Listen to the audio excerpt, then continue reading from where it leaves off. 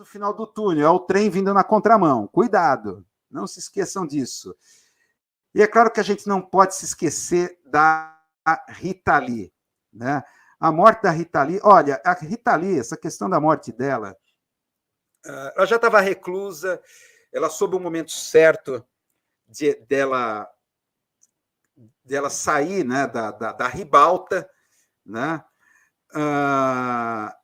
A gente sabe, olha, tem uma questão aí, eu vejo assim, pessoal, isso é a geração baby boomer, é a geração baby boomer que está morrendo, é uma geração que está desaparecendo, tá?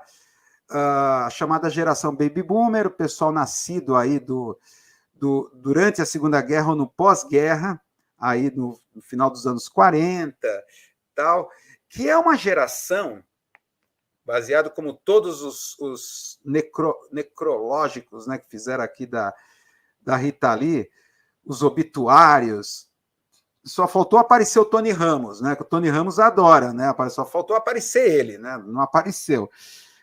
O Tony Ramos, o obituário, ele está lá, né, caracterizado pela contestação, pela rebelião, pela ideia de revolução. É uma coisa marcada, é uma coisa de marca dessa geração. A gente já explicou diversas vezes, já comentamos aqui, já discutimos diversas vezes a questão de todos os movimentos, até na live passada, discutindo contracultura e subcultura. Tá? A contracultura foi um fenômeno da geração baby boomer. E as subculturas, as tribos da geração X, da qual eu faço parte, né? Sou da geração X, né? A X Generation, né? Enquanto você tem aqui o pessoal, os baby boomers indo embora. Então já é um paradigma que está morrendo da contestação, do inconformismo, da contracultura. A gente falou que essa percepção de contracultura nessa geração vem por duas questões, né? Primeiro, a descoberta de que aquilo que os pais falavam era hipócrita, tá?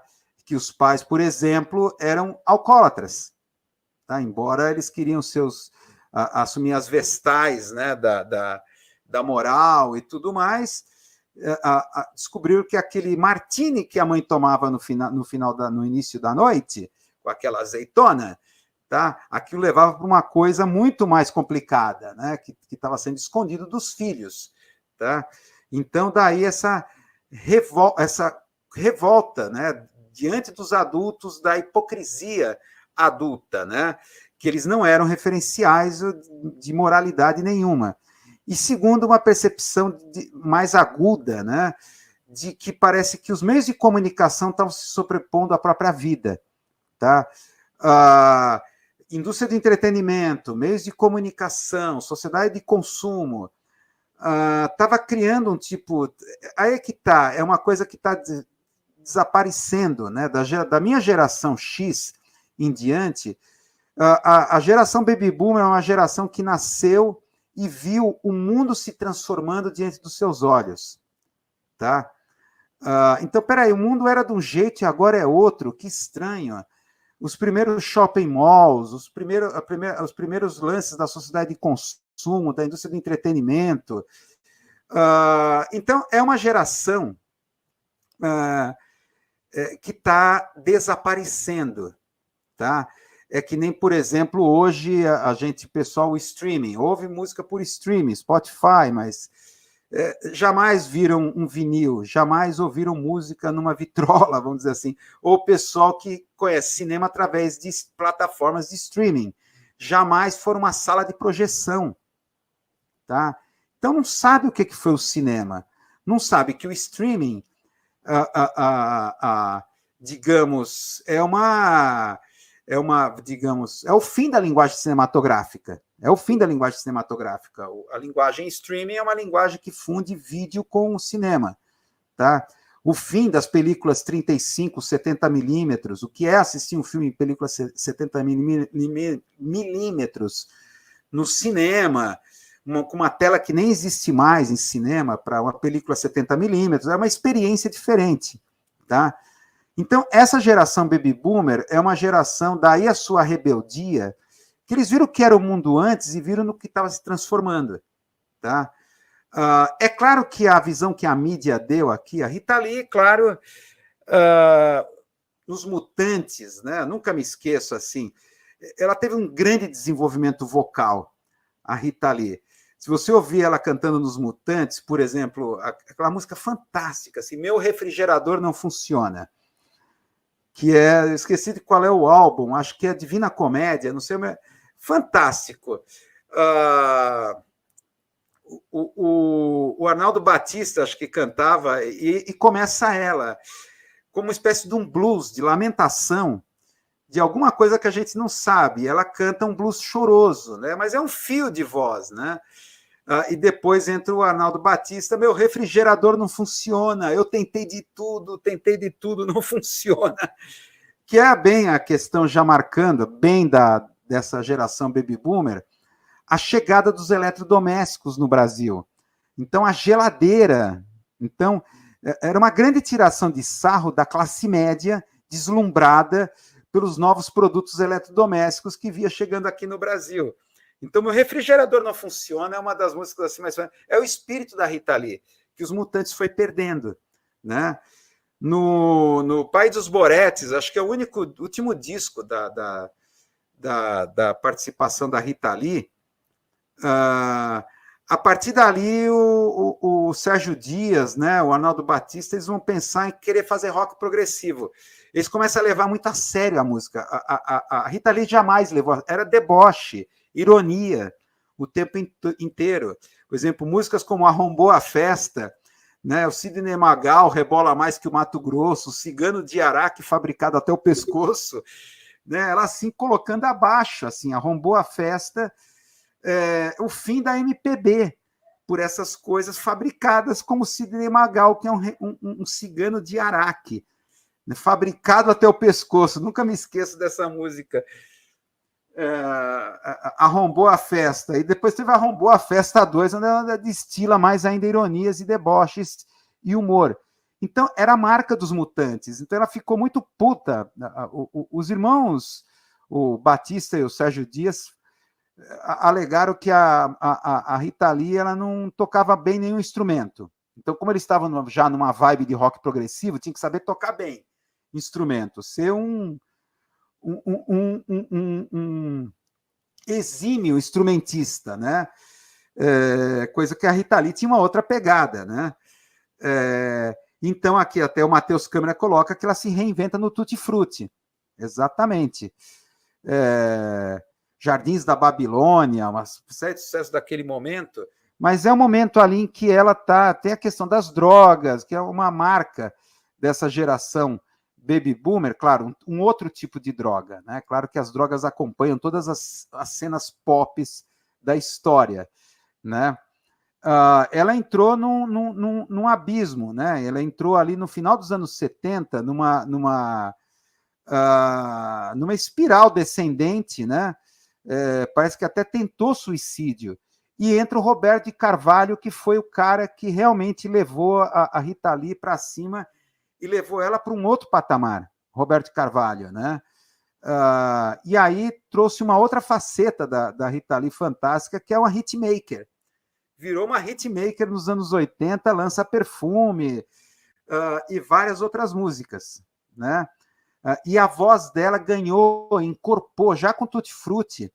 Aliás, o Tutti Frutti, as performances dela eram muito calcadas assim, no Ziggy Stardust, parecia o Bowie. Muitas vezes, assim, fotos assim, parece o Ziggy Stardust, né?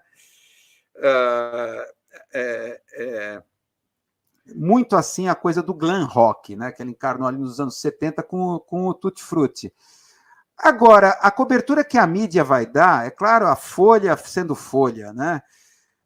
Rita Lee, rebelde desde a infância, se deixou guiar por drogas e discos voadores. Claro, a Folha é aquela coisa de que ela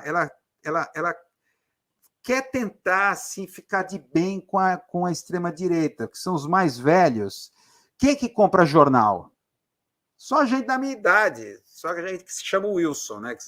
Quem chama Wilson é que tem de 50 anos para cima, né? É o público da Folha. É o pessoal mais. Quem é que vai ler jornal? né? E esse público da Folha é conservador. A Folha virou um Estadão, que era o Estadão dos anos 80. O ranço, só o ranço isso daqui, meu.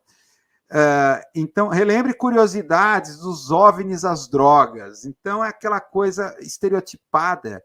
Está parecendo a capa da Veja, né? Que quando a Elis Regina morreu, estamparam, né? Morte vencida pelas drogas, uma coisa assim, né? Uma coisa bizarra, tá? Ainda mais que o velório dela foi no Planetário, aí entra aquela coisa OVNI, disco voador, aquela coisa maluca beleza, sabe? Esse estereótipo que se cria com essa geração, tá?